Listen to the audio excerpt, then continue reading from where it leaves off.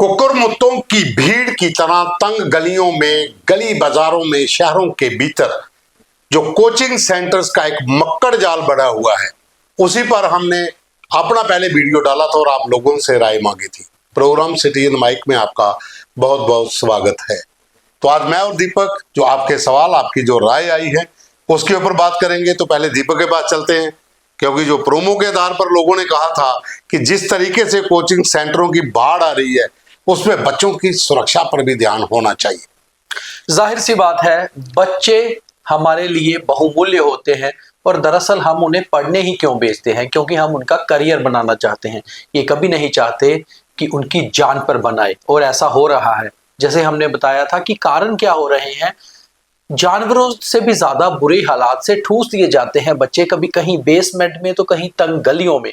आखिर क्यों धज्जियां उड़ाई जा रही हैं कानूनों की, और क्यों मशरूमिंग होती जा रही है कोचिंग सेंटर में? क्या कोचिंग भी एक बड़ा माफिया बन चुका है? इसके ऊपर जब हमने लोगों से अपना प्रोमो डालकर सवाल मांगे थे तो बहुत सारे सवाल आए हैं।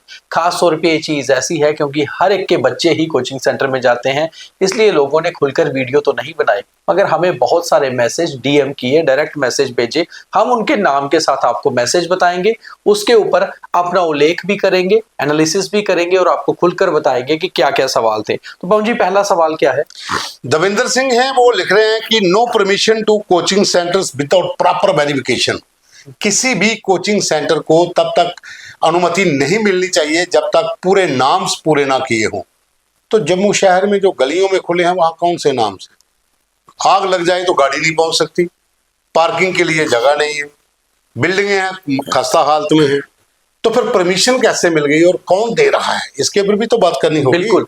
अभी हम तो बात सिर्फ जम्मू की कर रहे हैं। आप जाइए जरा दिल्ली के राजेंद्र नगर, आप जाइए बेंगलोर के मैसूर रोड, और फिर आपको पता चलेगा कि एक एक गली में कितने कितने कोचिंग सेंटर है। आप चंडीगढ़ कोटा तो राजस्थान का कहा ही कोचिंग सेंटर का शहर जाना शुरू हो गया था, और बच्चे किस तरह से वहां पहुंच रहे हैं, किस तरह से पढ़ाई कर रहे हैं। तो कम से कम ये बात बिल्कुल सही कही है देवेंद्र सिंह जी ने, बहुत सही सवाल उठाया है कि प्रॉपर वेरिफिकेशन के बिना सेंटर खुल कैसे जाते हैं।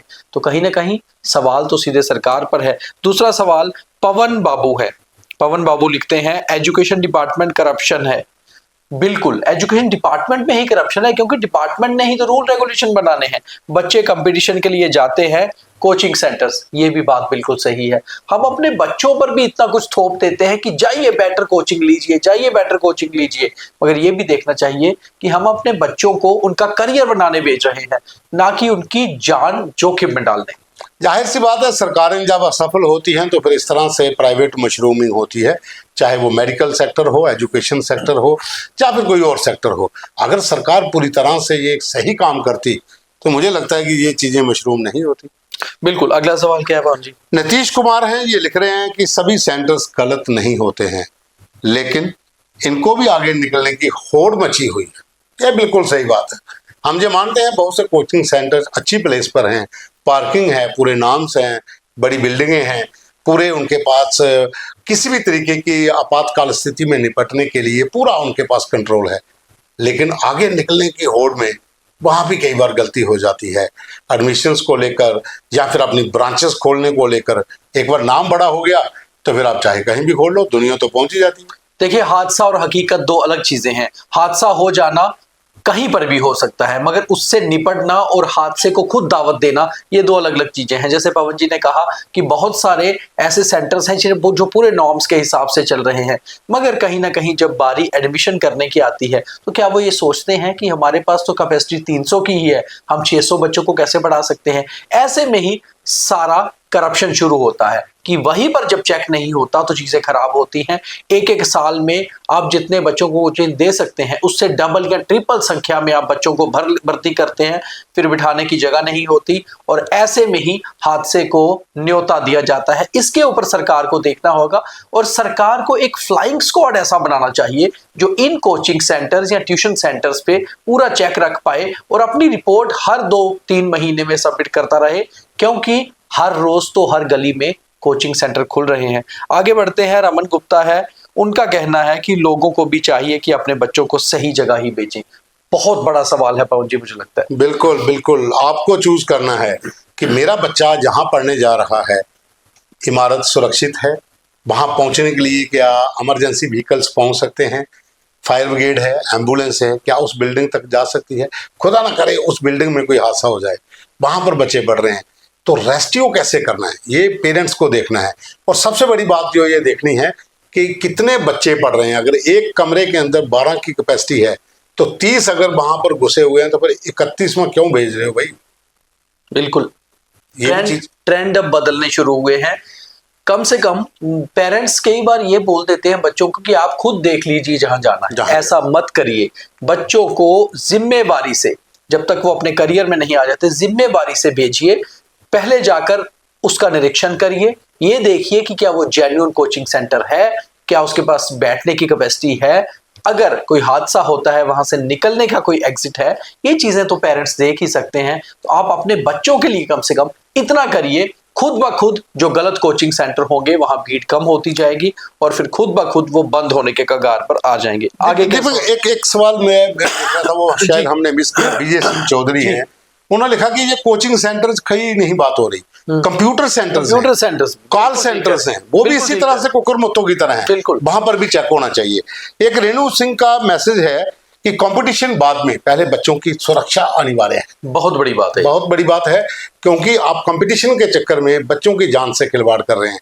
तो पहले बच्चों की सुरक्षा के लिए आपको भी देखना है, आपके जो घर के बाकी सदस्य हैं वो भी बच्चा कहाँ जा रहा है वो भी देखे। जैसा पहला सवाल आया तो उससे मिलता जुलता है, ये बहुत इंपॉर्टेंट है। ये बहुत बड़ी बात है, क्योंकि सुरक्षा जो है अपने बच्चों की, जब हम स्कूल उनको डालते हैं तो हम कितने चाव से जाकर स्कूल में सारी चीजें चेक करते हैं। आप ये सोचिए कि जब आपका बच्चा कोचिंग लेने जा रहा है, वो समझ लीजिए अपनी एक नई इनिंग्स शुरू करने जा रहा है, वहीं से वो सिलेक्ट होकर फिर अपना करियर शुरू करेगा। तो ये छोटी छोटी चीजों का ध्यान रखना जरूरी है। अगला सवाल रोहित मेहरा का है, कोचिंग सेंटर को लेकर सख्त कानून होने चाहिए। बात बिल्कुल सही है, मगर रोहित जी हम आपको ये बता दें, कानून तो है, कानून का पालन करने में कहीं ना कहीं गलती हो जाती है, वहीं पर करप्शन शुरू होती है। क्यों पवन जी? बिल्कुल, करप्शन वहीं से शुरू होती है जब आप नाम्स को एक साइड पे कर देते हो। उन पुरानी इमारतों के अंदर, उन तंग गलियों के अंदर जब कोचिंग सेंटर खुलते हैं तो वहां पर भी पैसे के चक्कर में ही सब कुछ होता है, परमिशनें मिल जाती हैं, और यहीं से जो हादसों का फर्स्ट जो है वहीं से शुरू हो जाता है कि आपने वहां पढ़ा दिया, उस गली में तो कुछ नहीं जाता भाई, वहां कुछ हो गया तो बच्चे कैसे बचेंगे।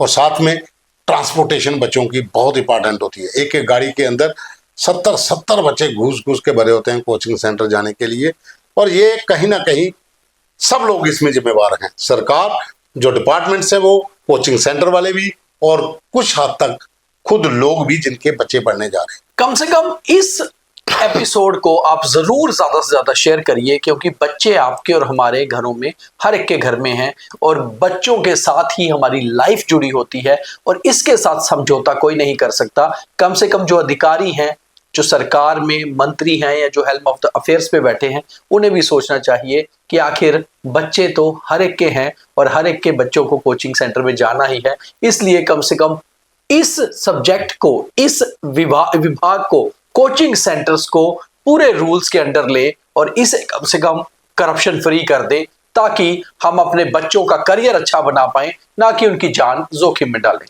तो साथियों, जिस तरीके से भारत के भीतर 2-3 घटनाएं हुई, जहां पर आग जनी हुई, कहीं पर पानी बेसमेंट में आ गया, बच्चे वहां डूब गए, कहीं पर आग में बच्चे झुलस गए, तो ये जो चीजें हो रही हैं, जो संख्या बढ़ती जा रही है इन तरह के हादसों की, उसे अगर रोकना है तो सरकार को बहुत सख्ती से कदम उठाने होंगे, और आम लोगों को भी जागरूक होना होगा कि किस इंस्टीट्यूट में भेजने हैं, वहां पर क्या स्थिति है। तो ये था आज का हमारा सिटीजन माइक।